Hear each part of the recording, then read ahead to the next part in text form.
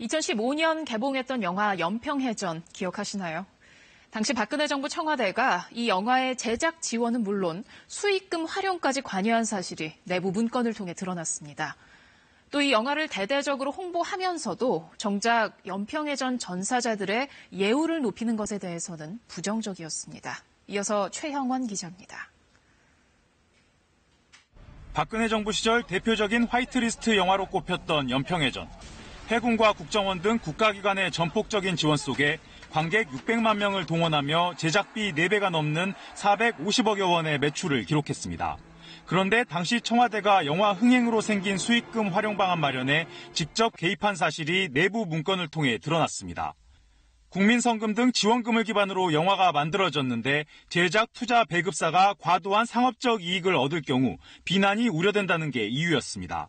청와대 기획비서관실은 연평해전 같은 영화가 지속적으로 제작될 수 있도록 영화 수익금 환원을 효과적으로 홍보할 방안을 마련하라고 밝힙니다.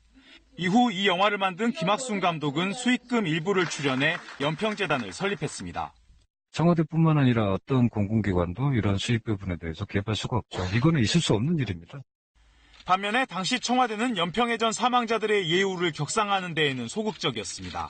영화 흥행 뒤 연평해전 사망자 6명을 순직에서 전사로 격상하자는 법안이 발의됐지만 청와대는 과도한 재정 부담이 우려된다며 부정적 의견을 냈습니다. 장기 과제로 추진하거나 아예 폐기 여부를 검토할 것을 지시했는데 실제로 박근혜 대통령 임기 내내 이 법안은 국회 문턱을 넘지 못했습니다. 제2연평해전 사망자들을 전사자로 예우하는 법안은 문재인 정부 출범 이후인 지난해 12월 통과됐습니다. KBS 뉴스 최영원입니다.